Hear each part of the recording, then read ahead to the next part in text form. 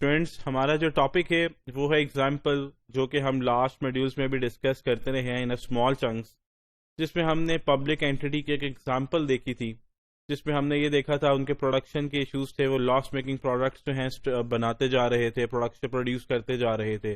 اس کے ساتھ ساتھ انہوں نے وہی جو پروڈکٹس تھے ان کی سیلنگ پرائس کو مارکیٹ پرائس جو انٹرنیشنل مارکیٹ پرائس پرویل کرتی تھی اس کے مطابق جو ہے انہوں نے اس کو اپ گریڈ نہیں کیا. اسی طرح انہوں نے کچھ را مٹیریل اور بھی پرچیز کیے تھے جو کہ مارکیٹ پرائس سے بہت زیادہ ایکسپینسو کیے تھے، جس کی وجہ سے پبلک اینٹی کو بہت زیادہ نقصان ہوا تھا. آج ہم اس کو فردر کنٹینیو کرتے ہیں. اسی پبلک اینٹی نے ایک کانٹریکٹ کیا کول کا. اب کول جو ہے انہوں نے 50,000 میٹرک ٹن وہ پرچیز کرنا تھا، اور وہ انہوں نے کس طرح سے پرچیز کیا یہ ہم اس کا ذرا فرسٹ سلائیڈ کے اوپر دیکھتے ہیں. First paragraph: A contract for purchase of 50,000 metric ton of coal was entered into between public entity and the coal company. Obviously company کا نام ڈسکلوز نہیں کیا گیا.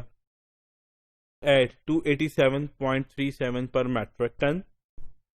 اب یہ جو انہوں نے ایگریمنٹ کیا ایک کال کمپنی کے ساتھ اس ریٹ کے اوپر $287.37 پر میٹرک ٹن، یہ کمپنی کے ساتھ جب کانٹریکٹ کیا تو سارے رولز، سارے کنٹرولز جو ایک آرگنائزیشن کے اندر بنائے گئے تھے، جو پالیسیز، جو ایس او پیز بنائے گئے تھے، وہ سارے اوور رائڈ کر دیے گئے اور اس کمپنی کے ساتھ ایگریمنٹ کر لیا گیا. اگر اتنا ہی یہ میرٹ کے اوپر ہم نے اگر اس کو پرچیز کیا تھا تو پھر بات یہ ہے کہ سارے کنٹرولز کو کیوں اوور رائڈ کیا وہ ہم دیکھتے ہیں، اور کون کون سے کنٹرولز کو اوور رائڈ کیا گیا وہ بھی ہم دیکھتے ہیں. سیکنڈ پیراگراف جو کہ بہت امپورٹنٹ ہے: It has been observed that this purchase agreement has been entered into without going through the normal procedure for purchase. جو ایک آرگنائزیشن کا نارمل پروسیجر تھا اس کو اوور رائڈ کرتے ہوئے اس ایگریمنٹ کو کیا گیا. اب نارمل پروسیجر کیا تھا اس آرگنائزیشن کا وہ ہم دیکھ لیتے ہیں. سب سے پہلے کیا ہوتا ہے؟ Requirement is raised by specialised department. جس ڈپارٹمنٹ کو کوئی چیز چاہیے ہوتی ہے وہ ریکوائرمنٹ ریز کرتا ہے، جی مجھے اتنا را مٹیریل اتنی دیر تک چاہیے. پھر کیا ہوتا ہے؟ وہ ٹینڈر جو ہے پبلش ہوتا ہے، اوپن ٹو پبلک ہوتا ہے، اخبار میں دیا جاتا ہے کہ جی ہمیں اتنا سامان اتنی دیر میں چاہیے، تو جو انٹرسٹڈ ہیں وہ وینڈرز ہمیں بڈ کریں. پھر آپ کو ٹینڈر ڈاکومنٹس آتے ہیں. پھر ٹینڈر ڈاکومنٹس آنے کے بعد اس پروپوزل کی ٹیکنیکل ایویلیویشن ہوتی ہے کہ کون سا بیڈر اچھا ہے، اس کا کس کا مٹیریل زیادہ اچھا ہے، کون ہمیں بیسٹ ٹرمز کے اوپر دے رہا ہے.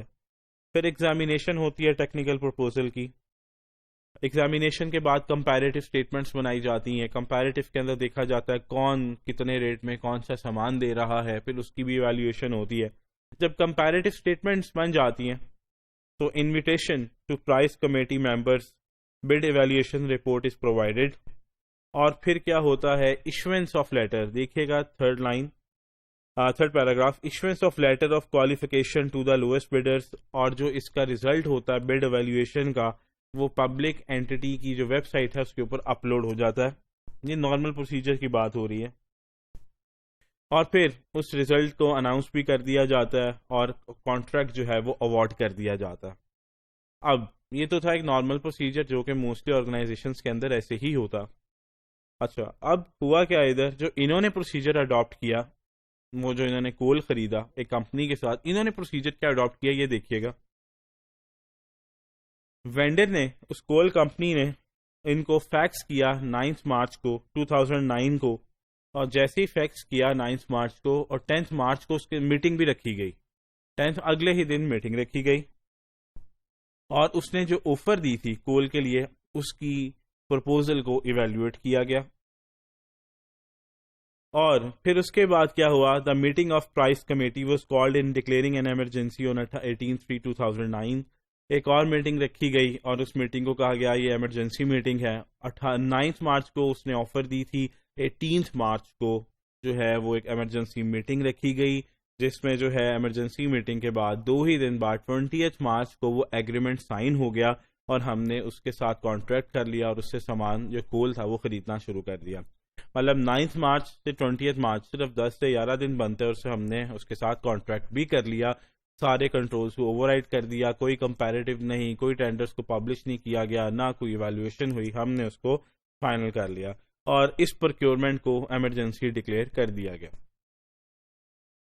جبکہ اس پروکیورمنٹ کو ایمرجنسی ڈکلیئر کرنے کا کوئی مطلب اسپیکٹ نہیں بنتا تھا. وہ اس وجہ سے نہیں بنتا تھا کیونکہ جو ریکوزیشن ڈپارٹمنٹ تھا جس کو یہ چاہیے تھا کہ مجھے کول چاہیے، اس نے کافی دفعہ پروکیورمنٹ ڈپارٹمنٹ کو کہا تھا، کافی ریمائنڈرز بھیجے تھے کہ مجھے یہ کول چاہیے، لیکن انہوں نے کوئی ایکشن نہیں لیا، جس کی وجہ سے کیا ہوا، پھر ایک ان کو ایمرجنسی پرچیز کرنی پڑی اور کمپنی کو نقصان ہوا. جیسے کہ فرسٹ پیراگراف میں دیکھیے، material procurement department receives schedule of requirement of all the raw materials from the planning department in the beginning of the year.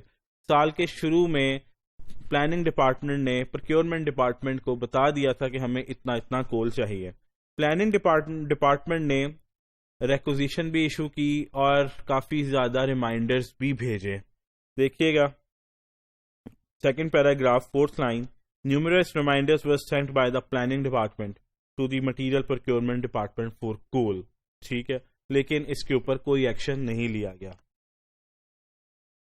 پھر ہم نے آبویسلی ایگریمنٹ بھی کر لیا اور پھر ہم نے ایمرجنسی میں کچھ نہیں کیا اور ہمیں کمپنی کو نقصان ہوا. اس کے بعد ایک اور سپلائر جس کو ہم کہہ سکتے ہیں وینڈر 3 آسٹریلیا سے تھا، انہوں نے والنٹیرلی ایک آفر کی کہ میں آپ کو جو ہے جو پر میٹرک ٹن کول دوں گا وہ $318.50 پر میٹرک ٹن دوں گا.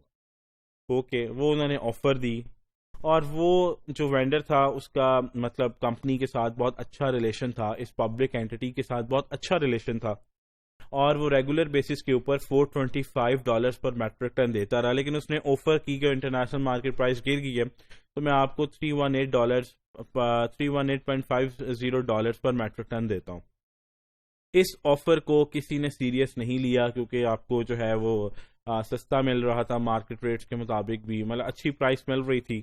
آپ نے جو ہے کچھ نہیں کیا تو کیا ہوا، اس سے پھر کمپنی کو نقصان ہوا.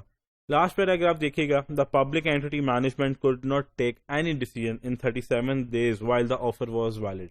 ادھر 37 days میں کوئی ڈیسیژن نہیں ہوا، لیکن جو ہم نے شروع میں ایگریمنٹ کیا بھی، جو ہم نے ڈسکس کیا اس سے پہلے، اس کا 10 دنوں کے اندر میٹنگز کر کے سب فائنل کر لیا، لیکن انہوں نے اس کے ساتھ کوئی فائنل ڈیسیژن نہیں لیا، جس کی وجہ سے جو نقصان ہوا وہ آپ کے سامنے ہے. آرگنائزیشن کو، پبلک اینٹی کو، وہ آپ دیکھ سکتے ہیں 294 ملین روپیز کا ہوا، جس کو آپ کہہ سکتے ہیں 29,42,48,646 روپے کا نقصان ہوا. اور یہ بڑی اماؤنٹ آبویسلی کمپنی کے لیے، کیونکہ اس کمپنی کو ڈفرینٹ مطلب چنکس کے اندر نقصان ہو رہا تھا. کبھی پروڈکشن کی صورت میں نقصان ہو رہا تھا، پھر سیلنگ پرائسز بھی انکریز نہیں کر رہے تھے، پھر را مٹیریل بھی مہنگے خرید رہے تھے، فریٹ کے کانٹریکٹس بھی مہنگے کر رہے تھے، تو ان کو کافی نقصان ہو رہا تھا. تو یہ بھی ایک نقصان ایڈ ہو گیا، جس کی وجہ سے ایٹ لاسٹ کی کمپنی جو ہے وہ بند ہوگی. تو یہ ہم نے ایک اور چنک ڈسکس کیا اس پبلک اینٹی کا.